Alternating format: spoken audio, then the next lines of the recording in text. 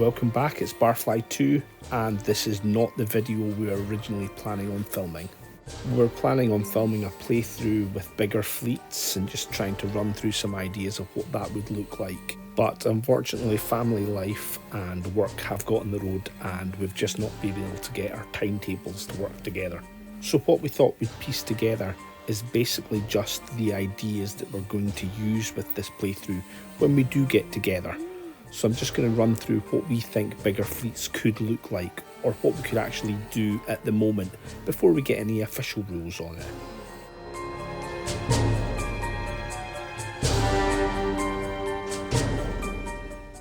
So with bigger fleets, are things actually going to be better? What are the pros and cons of making bigger fleets?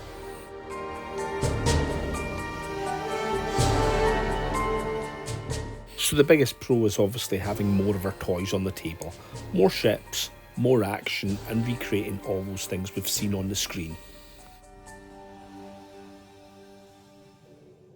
But the drawbacks to it are also there. So obviously we've got the idea that there'll be longer games because there's more actions. It's already a long game. Without adding more points or more core officers, you're automatically going to get more actions, even if it's just a standby action, by putting extra ships in the game.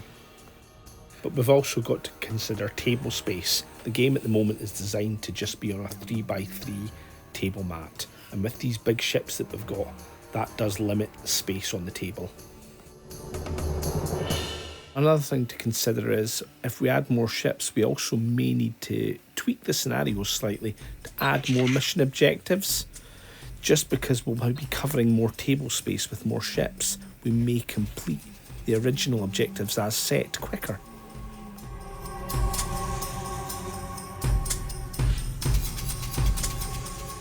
Now that we've looked at some of the pitfalls that could befall us, what did we come up with as a potential playset in order to get more ships on the table without convoluting the rules too much? Firstly, keep the standard 5 core officer restriction. Keep the 50 core points to make this list up. The reason that we do this is because officers give you extra actions just because of the priority phase, so if we keep them limited, we'll not increase the game length too much. Secondly, keep the basic fleet building the same. Most scenarios give you 1 capital ship and 2 secondary ships, so we change that just slightly. We have 1 capital ship and 3 or 4 secondary ships. This will give you an extra line officer per ship. By keeping the same core officers and only increasing line officers, you're limiting the amount of extra actions and time a game will take. It should result in more ships and only 1 extra standby action per ship, unless you're pushing your priority actions. This should cover fleet building and mechanically most of the fleet creation that you do for the game, so you can plug these rules straight into the existing scenarios we have.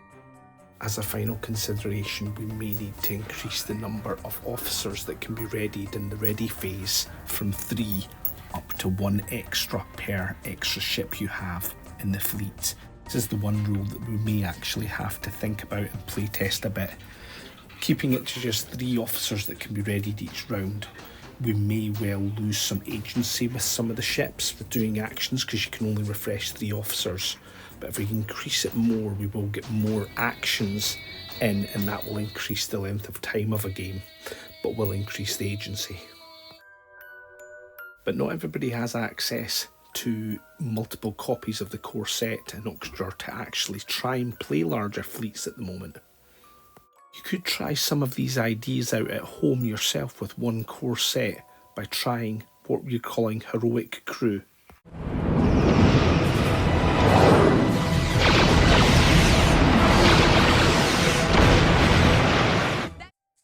Simply put, heroic crew is a play option that you could do where you limit where you can put your officers at the start of a game.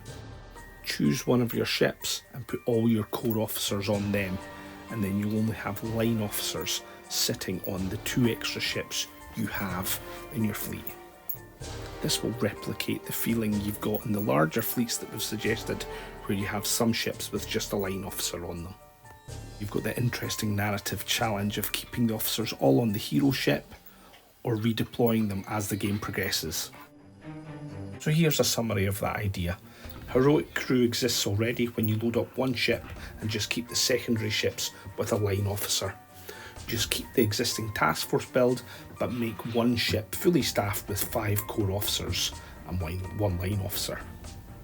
Think of it as a hard mode, as you can spread your crew out as the game progresses, but start with a focused hero crew. And for an extra handicap, try not to have the restriction applied to your opponent, so one crew starts with a hero crew and the other one spreads them out as they wish.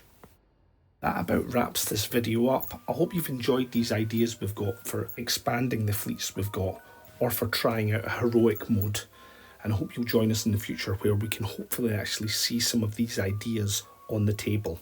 I'll leave you with this parting video. I'm so excited for Rising Tensions coming.